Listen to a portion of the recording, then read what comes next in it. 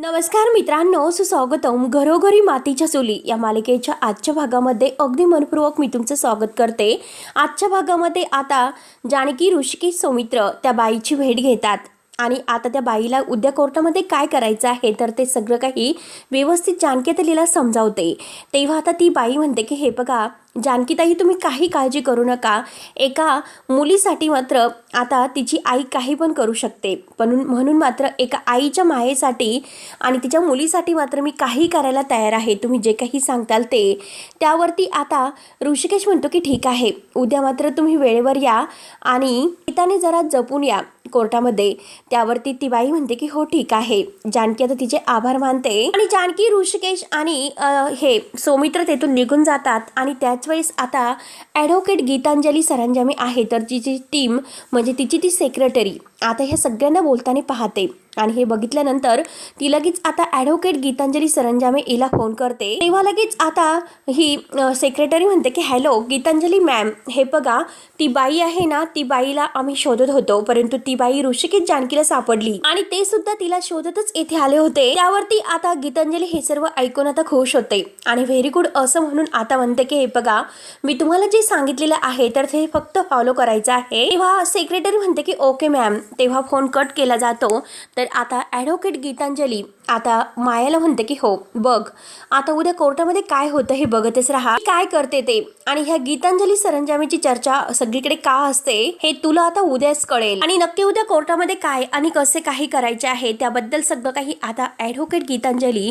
मायाला समजावते। माया हे सर्व ऐकते आणि खुश होते। तेव्हा आता उद्याचा दिवस उजळतो आणि कोर्टामध्ये केसही अगदी तिचे हेअरिंग सुरू होते। तेव्हा सगळेजण कोर्टामध्ये हजर असतात। अवंतिका पुढे येते। अवंतिका म्हणते की हे बघा मिलॉर्ड, काल तुम्ही सांगितलं होतं की आता उद्याचं जे काही कोर्ट आहे तर ते साक्षीदार आणि पुरावे यांच्या आधारावर आता भरायला हवे। म्हणूनच मी आता अशा साक्षीदाराला येथे बोलावत आहे की आता त्या साक्षीदाराची साक्ष ऐकल्यानंतर सगळ्या काही गोष्टी आहेत त्या क्लिअर होतील आणि हे सिद्ध होईल की माया कुलकर्णी यांनी ओवी रणदिवे यांना किडनॅप केलं होतं। तेव्हा अवंतिका आता पुढे म्हणते की मी विटनेस बॉक्समध्ये पुष्पा कडू यांना बोलवण्याची विनंती करते। तेव्हा आता लगेच मिलॉर्ड म्हणजे साहेब परवानगी देतात आणि पुष्पा कडू यांना विटनेस बॉक्समध्ये हजर होण्याची आता ही परवानगी दिली जाते। तेव्हा मात्र आता माया म्हणजे गीतांजली आणि माया आणि तिचे सेक्रेटरी यांनी सगळ्यांनी मात्र आता पुष्पा कडू हिची साक्ष बदललेली असते। आता मात्र ती कोर्टामध्ये जेव्हा विटनेस बॉक्समध्ये येते तेव्हा अवंतिका तिला प्रश्न विचारायला पुढे येते की पुष्पा कडू, तुम्ही सुमन नगरमध्ये त्या वस्तीमध्ये राहतात बरोबर? तेव्हा आता पुष्पा म्हणते की हो। त्यानंतर अवंतिका तिला म्हणते की तुम्ही कोर्टाला तुमची ओळख करून देऊ शकतात का? त्यावरती पुष्पा हो असं म्हणते आणि आता ही पुष्पा मात्र आता मिलॉर्ड साहेब यांना कोर्टामध्ये ओळख करून देते की मी पुष्पा कडू सुमन नगर मध्ये राहते आणि आजूबाजूच्या बिल्डिंग मध्ये मी घरकाम करते। तेव्हा आता मायाकडे हात करत अवंतिका विचारते की ह्या तुमच्या समोर मात्र आरोपीच्या पिंजऱ्यामध्ये उभे आहेत, त्यांचा चेहरा जरा निरखून बघा आणि कोर्टामध्ये आता साक्ष द्या की तुम्ही या बाईला ओळखतात की नाही। तेव्हा आता ही पुष्पा आहे तर ती मात्र मायाकडे पाहते आणि तिला तो क्षण आठवतो की जेव्हा आता मायाने तिला फसून घरामध्ये आणलं होतं आणि तिला मारण्याची धमकी दिली होती। हे सर्व आठवल्यानंतर पुष्पा मात्र आता काही बोलत नाही, ती घाबरते। त्यावरती अवंतिका म्हणते की हे बघा प्लीज घाबरू नका, येथे मात्र तुम्हाला कोणीही अगदी काही करू शकत नाही, प्लीज तुम्ही घाबरू नका। त्यामुळे हे बघा निर्दयीपणे मात्र जे खरं आहे तर ते सांगा आणि त्या दिवशी माया कुलकर्णी यांनी तुमच्यासोबत काय केलं होतं। तेव्हा आता पुष्पा तरी सुद्धा काही बोलत नसे तर अवंतिका म्हणते की अहो हे बघा तुम्ही कोर्टासमोर का घाबरतात आणि त्या दिवशी मात्र आता ओवी रणदिवे यांना किडनॅप करून ठेवलं होतं तर त्या रूममध्ये माया कुलकर्णी यांना तुम्हाला डांबून ठेवलं होतं की नाही, त्यांनीच ओवी रणदिवे यांना किडनॅप केलं होतं की नाही? तेव्हा मात्र आज ही बाई आहे पुष्पा तर ती चक्क नाही असं म्हणते, म्हणजे खोटं बोलते। तेव्हा आता सगळ्यांना मात्र खूप मोठा धक्का बसतो। जानकी, ऋषिकेश, सौमित्र या सगळ्यांना धक्का बसतो कारण ही बाई आपल्या बाजूने साक्ष द्यायला तयार झाली होती, पण आज लगेच असे अचानक नाही का म्हणते, तिने आपली साक्ष का बदलली असेल? आता पुष्पा डायरेक्ट म्हणते की यांनी काही केलेलं नाही आणि ह्या बाई निर्दोष आहे, त्या तर एक देवमाणूस आहेत, एका मुलीला वाचवण्याचा त्यांनी खूप प्रयत्न केला होता। तेव्हा आता ही पुष्पा अगदी खोटी साक्ष देते। सर्वांना मात्र धक्का बसतो आणि सगळेजण रागाने तिच्याकडे बघत असतात। ऋषिकेश, जानकी आणि सौमित्र सारंग यांच्या पायाखालची जमीन हादरते, नक्की हे आईने का साक्ष बदलली असेल म्हणून। त्यानंतर आता ही पुष्पा खोटे बोलत आहे आणि म्हणते की पुढे की हे बघा मिलॉर्ड साहेब, यांनी फक्त माझा जीव वाचवण्याचा प्रयत्न नाही केला तर त्या मुलीचा सुद्धा जीव वाचवला आणि मला सुद्धा खूप मोठी मदत केली। तेव्हा मात्र आता ह्या पुष्पाला जो काही आता जानकी, ऋषिकेश, रणदिवे आणि सौमित्र हे सगळेजण निघून गेल्यानंतर आता ही जी काही गीतांजलीची टीम आहे ती सेक्रेटरी आणि तिचा एक माणूस या पुष्पाला अडवतात आणि पुष्पाला अडून मात्र तिच्यासमोर पैशाची बॅग धरतात आणि आता ह्या पुष्पाने खोटी साक्ष देण्यासाठी इतके मोठे पैसे घेतलेले असतात आणि त्यामुळे आज कोर्टामध्ये आज ह्या मायाच्या विरोधात तिने साक्ष न देता मायाच्या बाजूने साक्ष दिलेली आहे आणि सगळ्यांना मात्र आता एक धक्का बसतो। अवंतिका आता जोरात अगदी ओरडूनच म्हणते की का तुम्ही खोटं बोलतात, कशासाठी? तेव्हा लगेच आता ॲडव्होकेट गीतांजली उभी राहते आणि म्हणते की मिलॉर्ड, हे सर्व काय सुरू आहे? अवंतिका रणदिवे मात्र त्या बाईला कोर्टामध्ये जबरदस्तीने साक्ष देण्यासाठी सांगतात आणि त्यांच्यावर दबाव आणतात। बघा त्यांचा चेहरा कसा झालेला आहे। तेव्हा ती बाई खूप घाबरलेली असते। त्यानंतर अवंतिका पुढे म्हणते की मिलॉर्ड, हे बघा या माझ्या बोलण्याने नाही घाबरल्या, ऑलरेडी यांना कोणीतरी धमकावलेलं आहे म्हणून ते घाबरलेले आहेत, नाहीतर मात्र ते अचानक आपली साक्ष नाही बदलणार। त्यावरती आता ॲडव्होकेट गीतांजली लगेच अवंतिकाला म्हणते की तुमचा रोख नक्की कोणाच्या दिशेने आहे? त्यावरती अवंतिका म्हणते कारण कुणाला काही कळणार नाही इतपत मात्र तुम्ही अगदी नक्कीच हुशार आहात, हो की नाही? केस जिंकण्यासाठी मात्र वाटेल ते पणाला लावायचं, साम दाम दंडभेद सगळं काही वापरून मात्र स्वतःच्या दिशेने वळून घ्यायचं। एकही केस मी हरले नाही। आता हा जो काही अहंकार आहे तो बाळगायला काय अर्थ आहे? सगळं काही खोटं वागून हे सर्व करतात। तेव्हा लगेच ॲडव्होकेट गीतांजली म्हणतात की ऑब्जेक्शन मिलॉर्ड, हे बघा मी केस जिंकण्यासाठी कोणत्याही थराला जाऊ शकते असं माझ्यावर आरोप केले जातात। त्यावरती आता अवंतिका सुद्धा रागानेच म्हणते की तुम्ही काय केलं आणि काय केलं नाही हे स्वतःला आरशासमोर उभं राहून विचारा। त्यावरती आता ॲडव्होकेट गीतांजली म्हणते की हे बघा तुम्ही कितीही मोठ्या आवाजात बोललात तरी सुद्धा तुमचा मुद्दा तुम्ही कोर्टासमोर नाही भासू शकत। जे खोटं आहे ते खोटाच आहे। जे मात्र उत्तम वकील असतात तर ते हुशारी बरोबर संयम सुद्धा बाळगतात आणि हे स्किल मात्र तुमच्यामध्ये नाहीच। तुम्ही मात्र ही केस हरणार आहात म्हणून तुम्ही मात्र आता हे सर्व माझ्यावर आरोप करत आहात। त्यावरती आता अवंतिका म्हणते की येथे कोण हरेल आणि कोण जिंकेल यापेक्षा जास्त महत्वाचं आहे मी मात्र खरेपणाने किती जणांना न्याय मिळवून देतात आणि मी सुद्धा तेच करते। तेव्हा आता मिलॉर्ड साहेब ऑर्डर म्हणतात आणि अवंतिकाला म्हणतात की अवंतिका रणदिवे तुम्ही कोर्टात आहात याचं भान ठेवा। आणि आता ॲडव्होकेट गीतांजली सरंजामे यांना सुद्धा आता मिलॉर्ड साहेब म्हणतात की तुम्ही सुद्धा मला नेहमी नियम सांगायला लावू नका। त्यावरती आता लगेच ॲडव्होकेट गीतांजली म्हणते की माफ करा कारण मी कधीही असं मात्र रिॲक्ट होत नाही आणि करणार सुद्धा नाही। इथे मात्र माझ्या आशिलाला न्याय मिळवून द्यायला आलेले आहे। यांनी जो साक्षीदार येथे उभा केलेला आहे तर तो स्वतः हेच सांगत आहे माझी आशिला एक चांगली व्यक्ती आहे तर, आणि मला हेच कळत नाही की ती किडनॅपिंग वगैरे कसं करू शकते। तेव्हा आता सगळ्यांना मात्र हे ॲडव्होकेट गीतांजली किती खोटं बोलते, किती खोटं वागते याचं दर्शन मात्र आता कोर्टामध्ये होते। आणि हे बघा माया कुलकर्णी मात्र आता ओवी रणदिवे यांच्यावर खुश होत्यात आणि त्यांची काळजी त्या घेत होत्या असे सुद्धा त्या म्हणाल्या आहेत। त्यामुळे त्यांची साक्षही त्यांच्या बाजूनेच आहेत आणि स्वतः मात्र सारंग रणदिवे यांनी ओवीला मात्र माया कुलकर्णी यांच्याकडे सोपवलं होतं आणि त्यानंतर मात्र माया कुलकर्णी यांनी ओवीची संपूर्ण जबाबदारी घेतली होती आणि म्हणूनच मात्र त्या ओवीला पोलीस स्टेशन मध्ये घेऊन निघाल्या होत्या आणि तितक्यात मात्र त्यांच्या मागे गुंडे लागले होते। आता मिलॉर्ड साहेब तुम्हीच विचार करा, एक बाई आहे आणि तिच्यासोबत लहान मुलं आहे आणि तिच्या मागे गुंड लागल्यानंतर ती काय करेल तर ती बिचारी आसरा शोधत होती आणि आसरा शोधत मात्र त्या सुमननगर शहरा त्या वस्तीमध्ये पोहोचल्या। त्यावरती आता जानकी लगेच उभी राहते आणि म्हणते की खोटं, हे सगळं खोटं आहे तर। आता मिलॉर्ड साहेब म्हणतात की ऑर्डर जानकी रणदिवे तुम्हाला जे काही बोलायचं असेल तर ते विटनेस बॉक्स मध्ये येऊन बोला असे सांगितले जाते। जानकी रणदिवे लगेच विटनेस बॉक्स मध्ये येते आणि आता ही पुष्पा कडू आहे तर ती खाली बसते। आता जानकी विटनेस बॉक्स मध्ये आल्यानंतर म्हणते की जज साहेब ज्या मायाला असं वाटतं की ती सगळ्यांच्या पुढे 2 पाऊल आहे म्हणून 2 पाऊल ती जास्तच विचार करत आहे आणि आज सुद्धा ती तसाच विचार करून आलेली आहे तर तिला असं वाटतं की तिची इथून सहजासहजी सुटका होईल म्हणून नाही, हा केवळ तिचा गैरसमज आहे कारण मी तसं नाही होऊन देणार। आणि हे बघा जज साहेब माझ्याकडे एक असा सबळ पुरावा आहे, अगदी महत्वाचा पुरावा आणि अगदी महत्वाचा साक्षीदार। तेव्हा आता माया ॲडव्होकेट गीतांजली ह्या सगळेजणी आता जानकीकडे पाहत असतात आणि जानकी रागाने त्यांच्याकडे बघत आता जज साहेबांना माझ्याकडे एक पुरावा आहे असं सांगते आणि हो साक्षीदार आणि ज्याला मायाने किडनॅप केलं होतं आणि तो साक्षीदार म्हणजे ओवी रणदिवे आणि माननीय कोर्टाला मी विनंती करते की त्या साक्षीदाराला मात्र कोर्टात बोलवण्याची विनंती म्हणजे मान्यता त्यांनी मला द्यावी, परवानगी द्यावी।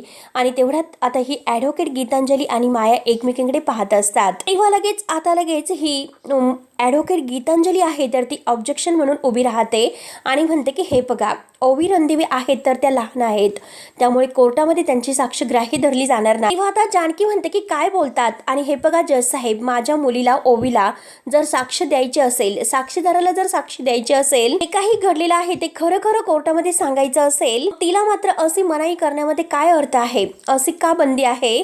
ओवी जरीही लहान असली तरी सुद्धा सत्य काय आहे हे सगळ्यांच्या समोर ती सांगू शकते, असे मायेकडे आणि ॲडव्होकेट गीतांच्याकडे बघत मात्र आता जानकी सगळ्यांच्या समोर हे सांगत आहे. किंवा आता जानकी जज साहेबांना म्हणते की हे बघा, ओवीमुळे मात्र ह्या कोर्टाचा निकाल लागणं हे कोर्टासाठी मदत होईल. मी तुम्हाला हात जोडून विनंती करते की माझ्या मुलीला कोर्टामध्ये येण्याची परवानगी द्यावी. तेव्हा लगेच ॲडव्होकेट ही गीतांजली आहे तर ती ऑब्जेक्शन घेते आणि म्हणते की हे बघा, कोर्ट मात्र आता ह्या इमोशनल ड्राम्यावरती चालत नाही. इथे जे काही नियम आणि अटी आहे तर ते आपल्याला पाळाव्याच लागतात. तेव्हा लगेच आता हे जज साहेब म्हणतात की हे बघा ॲडव्होकेट गीतांजली, कोर्टाचे नियम आणि ज्या अटी आहेत त्या मला माहिती नसेल असं तुम्हाला वाटतं का?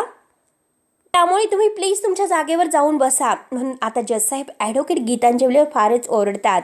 गीतांजली खाली मान घालते आणि आपल्या जागेवर येऊन बसते. तेव्हा आता जज साहेब म्हणतात की जानकी रणदिवे म्हणतात ते खरं आहे, या केसमध्ये मात्र किडनॅपरिंगचा जो काही प्रकार यांच्याबरोबर झालेला आहे, स्वतः जर साक्ष द्यायला तयार असतील तर त्यांची साक्ष घ्यावीच लागेल. आता जानकीला खूपच आनंद होतो. जानकी म्हणते की थँक्यू मिलॉर्ड साहेब. तेव्हा मात्र आता लगेच कोर्ट अर्जंट, म्हणजे आता कोर्टही बंद होते. आता मात्र लगेच जज साहेब निघून जातात. तर जानकी आता ही मायाच्या समोर येते, कारण लेडीज कॉन्स्टेबल मायाला घेऊन जात असतानाच लगेच आता जानकी तिच्या समोर येऊन उभी राहते. आणि आता जानकी मायाला म्हणते की खेळ संपण्या अगोदरच मात्र आनंद साजरा करण्याचा आनंद कधी घेऊ नये, कारण माया तू हरणार आहेस आणि तुला हरवणार मात्र माझी ओवी, त्यामुळे तयार राहा तू पराभव स्वीकारण्यासाठी. आणि सगळ्यात रणदिवे लहान आहेत ना, तिच्याकडून पराभव स्वीकारण्यासाठी तयार राहा. तेव्हा ॲडव्होकेट गीतांजली आहे तर ती सुद्धा मात्र आता रागाने पाहत असते आणि माया रागाने बघत तिथून आता लेडीज कॉन्स्टेबल बरोबर निघून जाते. त्यानंतर मात्र आता सगळेजण घरी येतात आणि घडलेला सर्व काही प्रकार मात्र नाना आणि सुमित्रा यांना सांगितला जातो. परंतु आता ओवीला कोर्टामध्ये न्यायचं आहे यासाठी मात्र सुमित्रा काही परवानगी द्यायला तयारच नसते. नाही, मी ओवीला कोर्टामध्ये नेण्याची परवानगी तुम्हाला नाही देऊ शकत. तेव्हा आता जानकी म्हणते की आई तुम्ही असं का करतात, कारण माया कुठल्याही परिस्थितीमध्ये सुटायला नकोय, त्यासाठी मात्र आपल्याला ओवीला कोर्टामध्ये न्यावंच लागेल. आणि प्लीज आई तुम्ही माझ्यावर विश्वास ठेवा, कारण आपल्याकडे दुसरा कोणताही पर्याय नाही. त्यामुळे आता ओवीचीच एक साक्ष आहे तर ती आपल्यासाठी खूप महत्त्वाची ठरू शकते आणि त्या मायाला शिक्षा होऊ शकते. त्यामुळे आई तुम्ही प्लीज आता आडवं येऊ नका. सगळेजण मात्र आता खूपच शांत बसलेले आहेत. सगळेजण विचारात पडतात.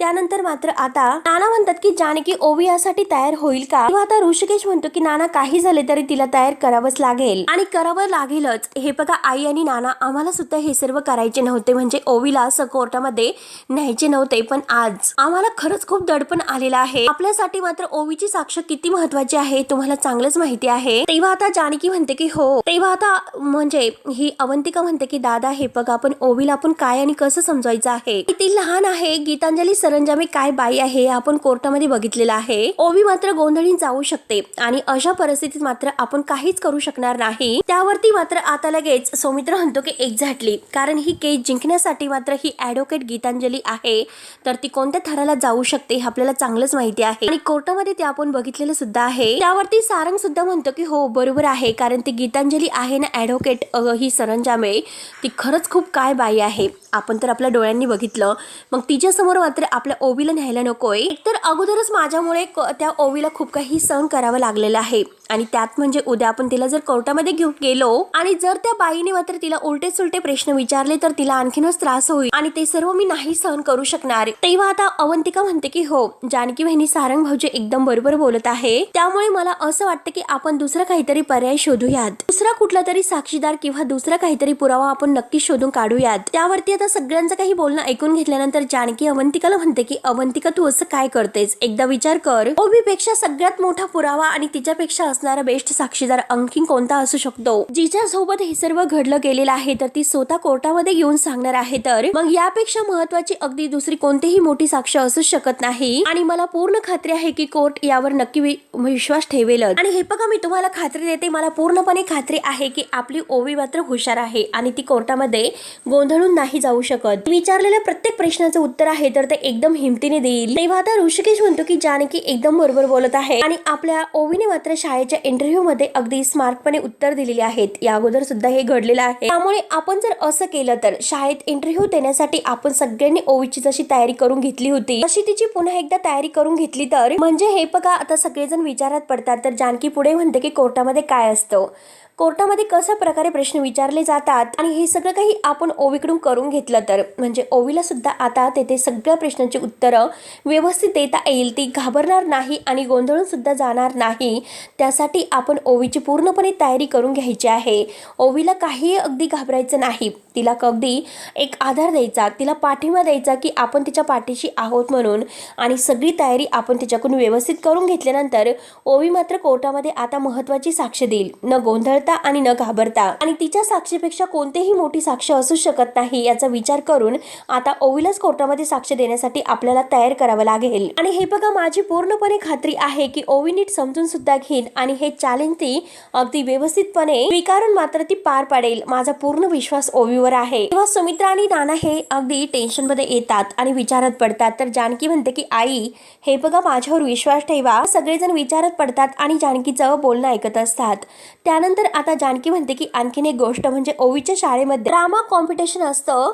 आपण तिच्यासाठी मात्र नाटकाची रिहर्सल कसे करून घेतो तसेच मात्र कोर्टामध्ये कशी एक सिच्युएशन असते, कशी परिस्थिती कोर्टामध्ये आहे आणि तशी मात्र परिस्थिती आपण तिच्यासमोर उभी करायची. आणि आता तिच्याकडून आपण असे रिहर्सल करून घेतली तर मग अगदी ओवी सगळं काही समजू शकते. म्हणजे कसं होईल की ओवीला सगळ्याची माहिती होईल आणि तिची रंगीत तालीम सुद्धा होईल. आणि फॉर एक्झाम्पल म्हणजे कसं आहे की सौमित्र भाऊजी हे बघा, ॲडव्होकेट गीतांजली सरंजामे आहे ना, त्यांची भूमिका आहे तर ती तुम्ही करायची आहे. तुम्ही तिला म्हणजे ओवीला प्रश्न विचारायचे आहे आणि अवंतिका तुझी काही भूमिका करायची आहे, तू तुझीच भूमिका करायची आहे. तेव्हा अवंतिका लगेच हो असं म्हणते. आणखी पुढे म्हणते की कसे प्रश्न विचारले जातील आणि काय प्रश्न विचारले जातील, ओवीला गुंडाळण्याचा कसा प्रयत्न केला जाईल, सगळं काही आपण तिला सांगूयात, समजूयात. म्हणजे तिला क्लिअर सगळं काही अगदी माहिती होईल आणि एक प्रकारची तिची व्यवस्थित तयारी होईल आणि ओवी ही कोर्टामध्ये न घाबरता आणि न गोंधळता साक्ष द्यायला तयार असेल. म्हणून मी तुम्हाला आता जो काही प्लॅन सांगितला त्याबद्दल मात्र तुम्हाला काय वाटतं. आणखी सगळ्यांना आपापली मतं विचारते. सुमित्रा सुद्धा अजून विचारतच आहे.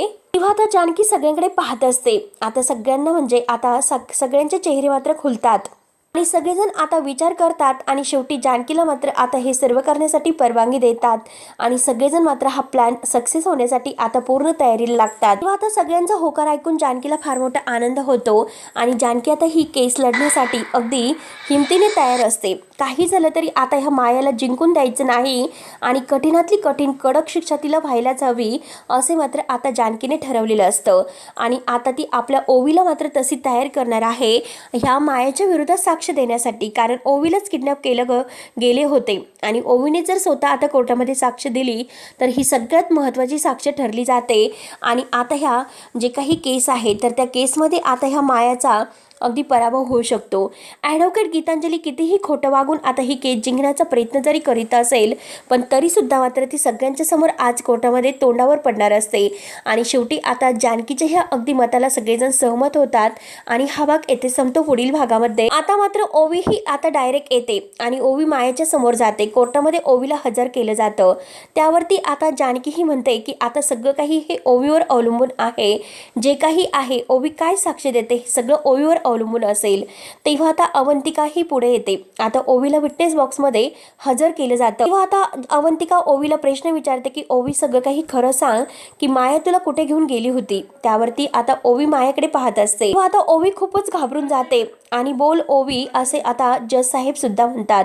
ओवी इतकी घाबरलेली असते ना. त्यानंतर मात्र आता ओवी कोर्टामध्ये काहीच बोलत नसते. तर आता अवंतिका मात्र ही बाजूला घेऊन आता ही ॲडव्होकेट गीतांजली सरंजामे आहे तिच्या समोर मात्र ओवीला विचारत असते की ओवी तू येथे जे काही बोलली तर ते मात्र तू कोर्टामध्ये का बोलली नसेल. कारण आता माया मावशी तुला तिकडे घेऊन गेली तेव्हा काय करायची. तेव्हा ओवी सांगते की ती मला आई बाबा बरोबर बोलून देत नव्हती. मी तिला सारखं सारखं म्हणायचे की आता तू का बोलत नाही. तेव्हा आता ओवी म्हणते की बाहेर मला मात्र आता जेव्हा कोर्टामध्ये येण्या अगोदर एक बाई भेटली होती आणि त्या बाईने मला माझ्या आईला मारण्याची धमकी दिली. जसं मात्र माया मावशीने आता आईला मारलं होतं पोटामध्ये चाकू खुपसून. तेव्हा मात्र ओवीला धमकावलं गेलेलं आहे म्हणून ओवी काहीच बोलू शकली नाही.